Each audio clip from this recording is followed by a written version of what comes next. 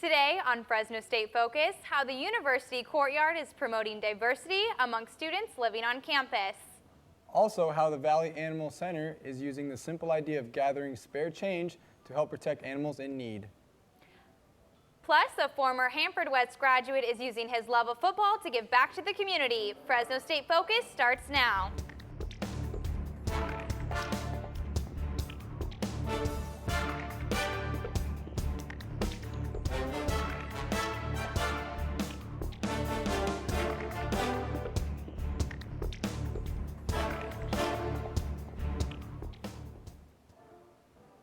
Hello and welcome to Fresno State Focus. I'm Danielle Martin. And I'm Trace Garrison. For students planning to live on campus, there is a new opportunity that may be happening this upcoming fall semester. Gender-inclusive housing is a housing option that puts no restriction on the sex or gender of roommates living together. I went around the dorms to find out more about this.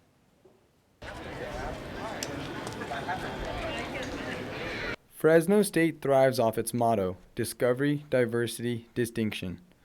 Gender-inclusive housing is something the university courtyard has been looking into for years. Housing Director Aaron Boley says this has been talked about amongst faculty and students. And it's something that we've been talking about on campus. It's something that was brought forward both from housing staff and from the community as something that we think we need and we should try. This new housing option can work to promote diversity and increase interaction with students living on campus. Freshman Samantha Sharp says this will help students come together. It'll bring the fact that people can come together easier and there's no stigma about interacting with the opposite gender. Some students feel more comfortable with the opposite sex. This gives them the option to choose who to live with. College campuses around California have shown interest in this housing option. Other CSU campuses have already implemented this housing option. Meanwhile, Fresno State is still in the process. Students who plan to live in the dorms or the suites can apply for this if they are interested. Aaron Boeli says the campus works to encourage inclusiveness, but she sees how this project might face some criticism. That's where we're starting small this year and where I'm really focusing on 1 or 2 suites for the 15. And then if it's something that kind of takes off, then we'll expand it for 16. In other words, if the project is a success this fall, students can hope to see it in future semesters. A federal judge from the state of Texas blocked President Obama's executive action affecting more than 5 million undocumented immigrants. Reporter Marisol Rombles went into the streets of Fresno and gathered people's feelings about this issue.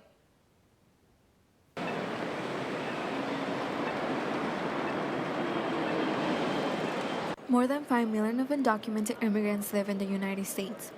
With the blockage of President Obama's executive action by a federal judge in Texas, their hopes of legalizing their immigration status is unknown.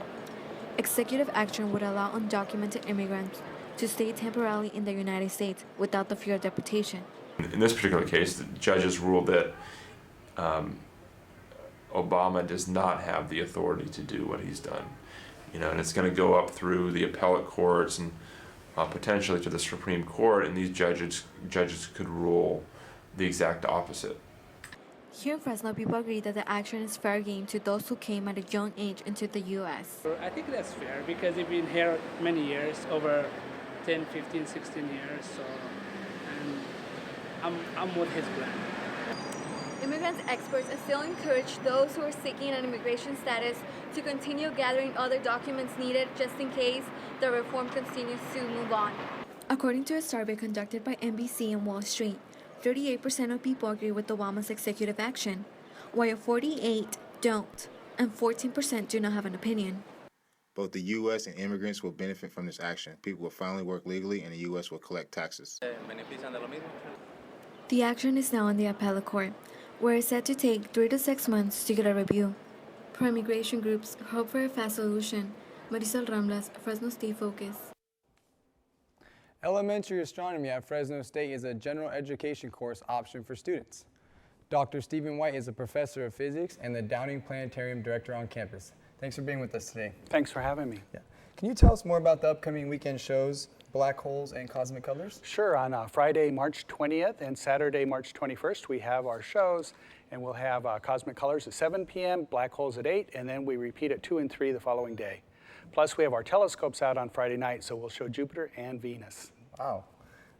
What inspired you to bring these shows to Fresno? I've wanted for a long time to get a program about black holes, and we ordered one years ago that I didn't think did the subject justice, so we never showed it. I just kept it put away. But a couple months ago, we ordered another one, which was fantastic. We put it together, and we've been running it, and everybody likes it.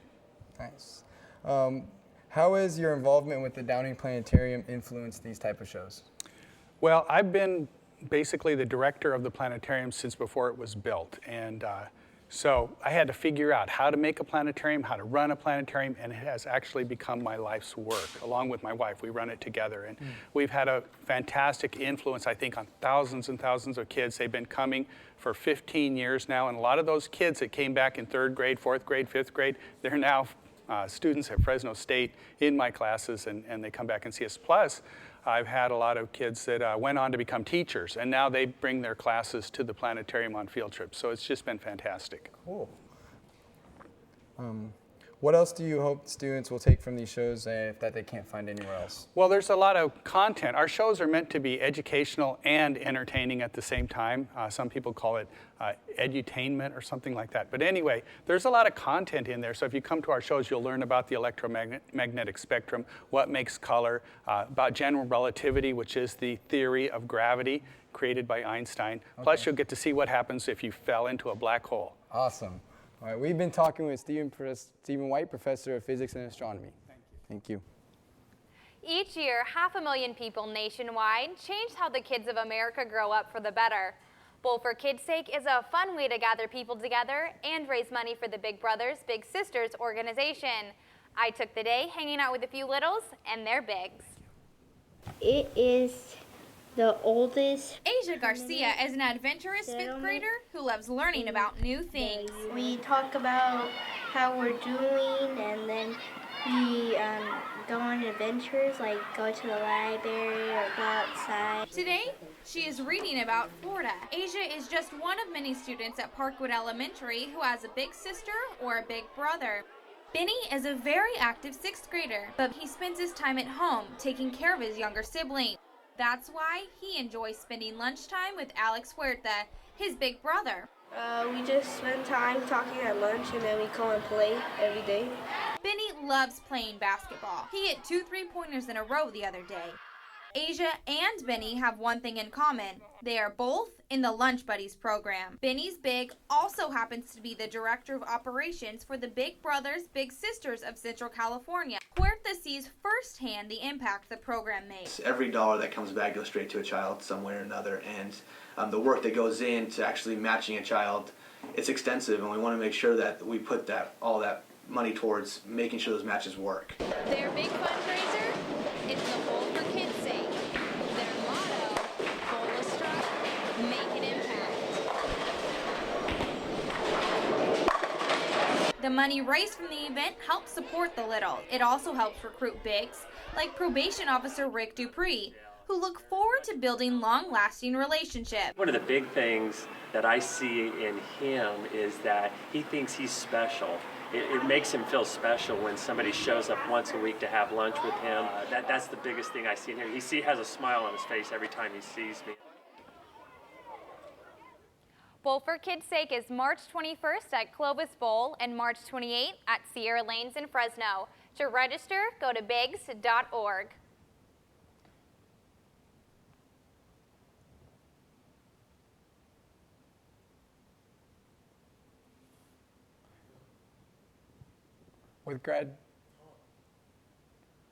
With graduation approaching, some tips for The beautiful and newly constructed Henry Madden Library, which has a massive collection. The Save Mart Center, which is our sports venue and one of the best attended in the entire country. We're absolute pioneers in the agricultural sciences, having led to the production of the first university winery and drawing in a diversity of students to achieve academic success over the past 100 years. And you know, I wish I had time to tell you about everything else, but in reality, I think you're just going to have to come see for yourself.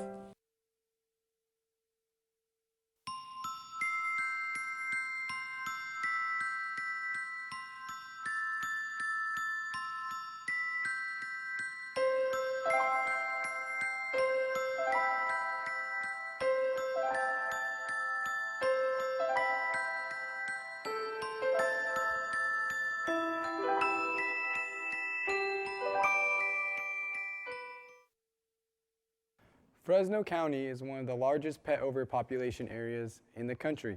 Reporter Jonathan Roque tells us how the Central Valley Animal Center in Fresno is hoping to change that statistic with their month-long fundraiser. Pennies for Pets is the biggest campaign for the Valley Animal Center. Volunteers and supporters collect change at various fundraising events throughout March. Betsy Bauer has volunteered for 8 years and says people of all ages can get involved. Pennies for Pets is the largest that we do throughout the year. And it's nice because it teaches the kids as much as the adults to bring in their change. One of the benefits of the fundraiser is the Mobile Adoption and Rescue Caboose, a mobile adoption center that travels to various locations. The Mobile Adoption Center was at the Home and Garden Show in Fresno and was a popular spot. Jerry Rudisill attended the Home and Garden Show and decided to adopt a new pet. Actually, we were just down to look at the exhibits, but we saw her, couldn't refuse. Couldn't refuse? No, we've been looking for a playmate for our other dog. Nina Tanu, Community Relations Coordinator, says Pennies for Pets is important because the Valley Animal Center receives no government funding and is a nonprofit organization. 100% of the proceeds of the fundraiser come directly to the Valley Animal Center, and it helps us do all the services we do throughout the year, such as rescuing animals and spaying and neutering them, giving vaccination and medical care. The Penny for Pets fundraiser helps benefits dogs like Dobie here so he can find a home.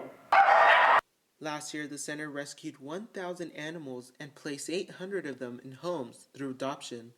For more information about the fundraiser or how to get involved, visit valleyanimal.org. Jonathan Roque, Fresno State Focus. The third annual Study Abroad Fair will be held this Thursday on the patio of the University Student Union. The fair also allows students to meet members from the Study Abroad program and learn about upcoming trips. Students get to travel to places like Asia and Europe, and they get course credit. Philosophy major Jacob Miller raved about his recent trip to London. I think there's a lot to be said for kind of the amount of confidence I think I came back with, just knowing like I can get around. I'm okay. I can take care of myself. I don't need somebody else to point me this direction or that direction. I don't need familiarity. I can make it. So The fair will be held from 11 to 2 tomorrow. There will be games, prizes, and food. You will also have a chance to connect with international students and alumni. Fresno State's new outlet center seems to be taking form, just not as quickly as expected. But behind those chain link fences, the city's newest entertainment center is slowly making progress. The square at Campus Point is still under construction, from the theater to the retailers and every restaurant in between. But even though the project is behind schedule, students and business owners have plenty to be excited about. I am looking forward to the convenience of having a movie theater right next door. Charmaine Heffley is planning on buying a ticket for the first movie at the new theater, no matter what it is. She's watched the outlet center grow from day one and hopes it will be done before she graduates in May. My understanding was that the theater was going to be done in November, so it's been pushed back already so much that I'm not 100% sure on when it's going to be ready. I mean, judging by the way it looks, it's still got, at least a month or two to go. For now, it seems that driving through this roundabout is really going to give us our best view of the square at Campus Point. But little by little, more seems to be going up, and before the semester is over, hopefully these fences will go down. This is such a unique project because it's, split between the private and the school. Sammy Franco is the owner of Beach Hut Deli, a new gourmet sandwich shop that will be opening in the outlet center. A first-time business owner, Franco says that opening his first restaurant has presented unexpected challenges. But apparently, he's not the only one. The process is new to me, and discovering things that that the landlord had to take care of and things that we had to take care of, and it's been my thing is I just want to get open and going. And we can all certainly agree with him on that. As graduation approaches, many students are getting anxious about what they will do after they get their degree. Fresno State Focus reporter Elisa Bernal highlights a program on campus that helps students find employment.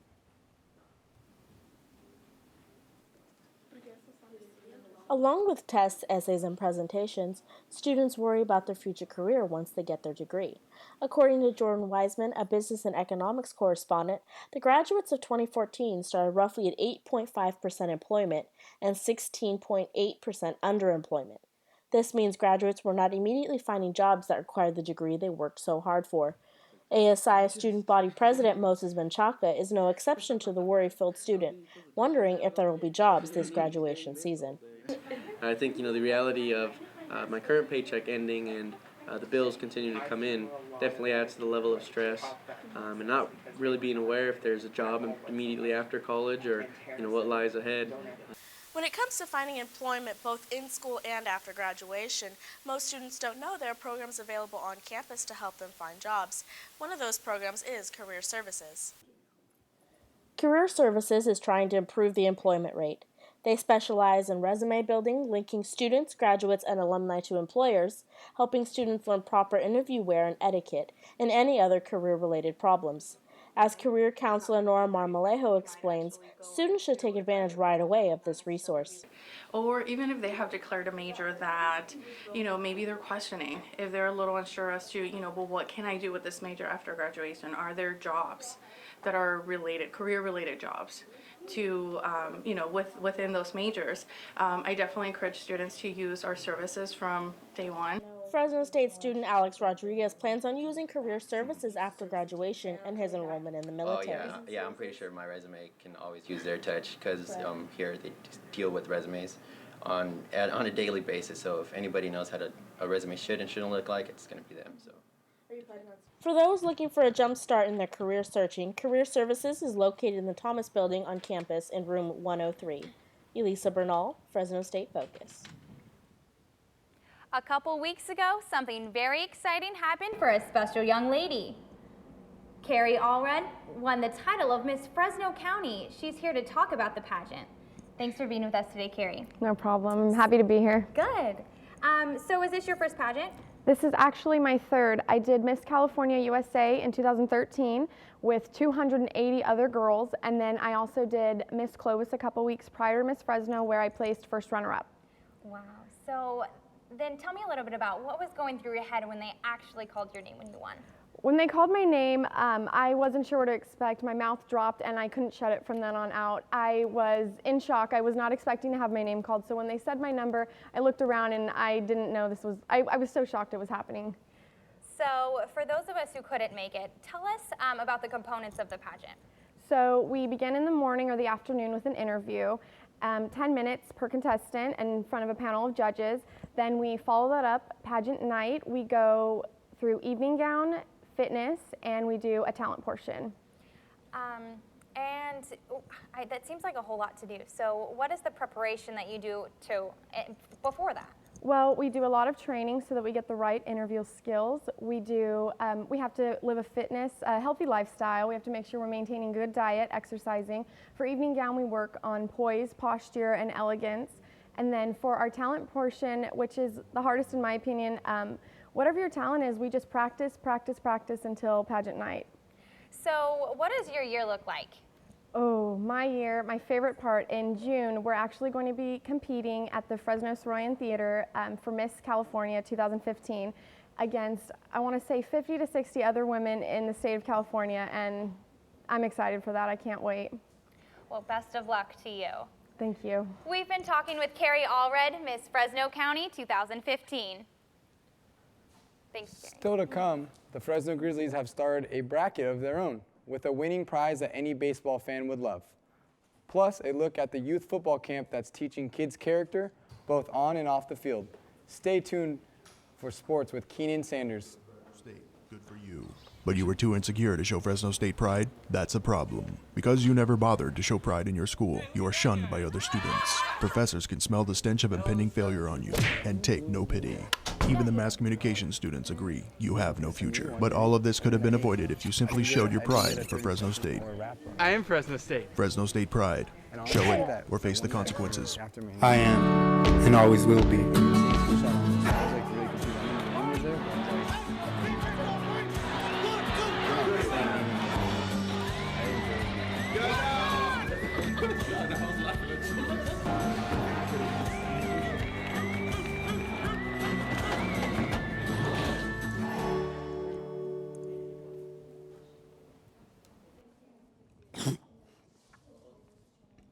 The Fresno State lacrosse team is still a young program. However, it has seen plenty of changes and improvements since its first season in 2009. The Bulldogs have been led by head coach Jessica Giglio since 2011. Under Giglio's leadership, the program has seen improvements on and off the field. The team has already matched its win total from 2014 and has the largest roster in program history with 27 players. However, one of the biggest improvements has been the new soccer and lacrosse field, which opened up in October of 2014. I love the new field. It's awesome. It's great to have our own facility and just all our fans just cheering us on. And, you know, it's just the grass is great to play with and everything. So it's really nice. So far, the team's new field has hosted 4 games this season out of a scheduled 8 home games, the highest in school history. The Bulldogs are set to take on Monmouth University tomorrow at 7 p.m. Kids can get an early start preparing for this upcoming football season by attending the Ryan Hudgens football camp. Reporter James Barnes has more on the story. Just line up on the left side. Okay. Take 5 steps, turn in. I'll hit you with the best throw of your life. This will be the 3rd year in a row 14-year-old Neil Maddox will be attending the Ryan Hudgens football camp in Hanford. I don't have to be perfect with football. When he attended the camp 3 years ago, Neil didn't know much about football. The 3-point stance is one thing he likes, but there's something else he likes about the camp. Trust in yourself. Neil's father agrees. Yeah, I mean, not just fundamentals, but I think the confidence too that it took to get him to trust in himself, which he didn't really have before. Maddox credits Ryan Hudgens with helping his son gain that confidence. 11 years ago, the Hanford West graduate decided to use his passion for football to give back to the community, and the Ryan Hudgens football camp was born. Grew up admiring the sport, played football at a young age, in the house, out of the house, and I just felt if kids had something other to do and just run the streets, they'd be better off, in the classroom, at home, and just in life in general. Back in 2004, just a few kids attended the Hudgens camp. This season, there are more than as far away as Merced and Porterville. Kids will learn the fundamentals of football, such as how to grip a football hone it the proper way, how to catch, throw, and a variety of other drills to help with their techniques. Each year, the camp features former football players from the Valley who have played professional football. This year is former NFL All-Pro fullback Lorenzo Neal from Lemoore, who is a Fresno State running back. Neal's father has seen the camp become a positive influence for his son. I mean, he got confidence. He knew what, what positions there were on the field. He understood some of the strategy. He was able to, throw the ball much better. It's the stance when all the football players line up in the line, and it's the defensive one. Above all, he gained confidence and self-discipline. James Barnes, Fresno State Focus. The Ryan Hudgens Youth Football Camp will be held March 28th at Hanford West High School. It's open to girls and boys ages 6 to 14. To register, go to the Hudgens Football Camp Facebook page or contact 559-321-4886. We're now in the middle of March, and many sports fans have filled out their March Madness brackets. However, the Fresno Grizzlies have a tournament of their own that pits local celebrities against each other, with the winner having a bobblehead made in their image. With us today is Ryan Young from the Grizzlies. Thank you for joining us, Ryan. Definitely. Appreciate it. So the Fresno famous bobblehead tournament, what was the inspiration behind getting that started? Boy, a lot of it is just to make sure we're top of mind. We have to do some different things as a minor league baseball team. You don't have the big budget, so you want to make sure that you can do things kind of lead up to opening day. So we thought, kind of align yourself with something that's already going on and get out a little in front of it, and it's worked. How were you able to determine which celebrities to use? Oh boy, a lot of that fell on me and the other marketing guy, Sam Hansen, so we kind of wanted to split it up, make sure we got media people in there because they're going to help spread the word out, make sure we connected to Fresno State because obviously the Bulldogs are a giant here, so it was kind of, a little mix of everything. How can fans and everybody else go on, how can they vote for this? Super simple. You just go to our website, it's FresnoGrizzlies.com. You'll see it right away when the website comes up, and it's unlimited voting. How has the turnout been so far? It's been huge, probably over 200,000 votes collectively, and we're only in the first 2 rounds. It's kind of helped get people to our website, learn about other stuff. So it's kind of used as almost a tool obviously to spread awareness. Now, I've seen some pretty crazy matchups so far. I mean, obviously you've got some big names on there, Steve Perry, Tommy Tran, Fashawn.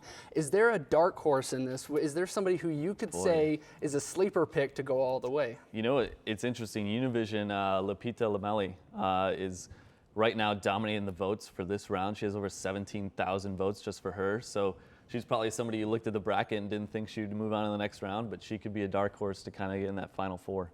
All right. And last question, how would you say that the response overall has been from the team and the organization? Oh man, it's been great. You have people that never really connected with the Grizzlies before talking about either the tournament or us, so it's worked out really well for us. All right, thank you so much. Fans can go online to vote. The winning bobblehead will be given away at the first 1,500 fans at the Grizzlies home opener on August 22nd. The Fresno State women's tennis team has been doing a great job so far this season. Jillian Delphia tells us how they plan to keep up their success.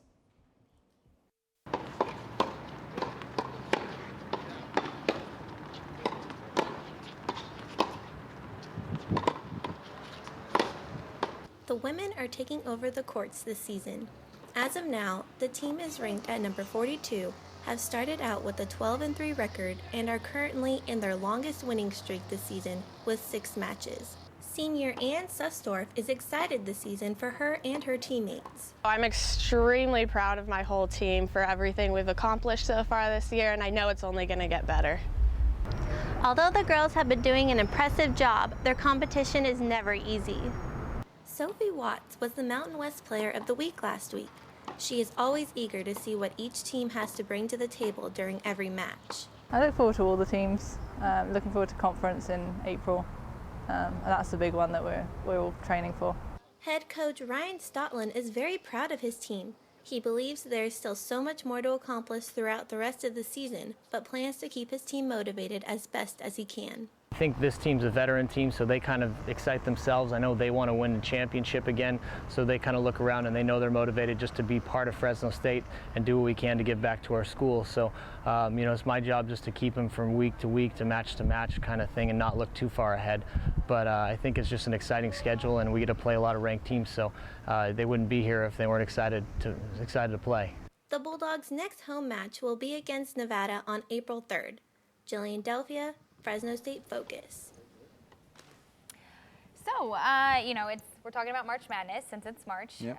Are you guys in a bracket? I'm actually not this year, but I already have my predictions of who I think who's going to take it. That's Kentucky. Kentucky. What about you? See, I'm in a bracket. I just haven't filled out my bracket yet. I'm kind of procrastinating. However, a friend of mine did, and he actually said that he has Georgetown winning it, the whole thing, beating Kentucky. He predicted a score of 32-19, so not exactly a big basketball fan. You know, this will be my first year of filling out a bracket for March Madness, so I'm pretty excited. I'm not sure who's gonna win, but I know that I'm hoping that my bracket will win. Just saying. Can't count on who should I put? First year. Kentucky. Yeah. Alrighty. Well, good luck to you guys. Thanks. You too. So next week on Fresno State Focus, everyone hates parking tickets, and we'll show you where that money is going and how it helps Fresno State.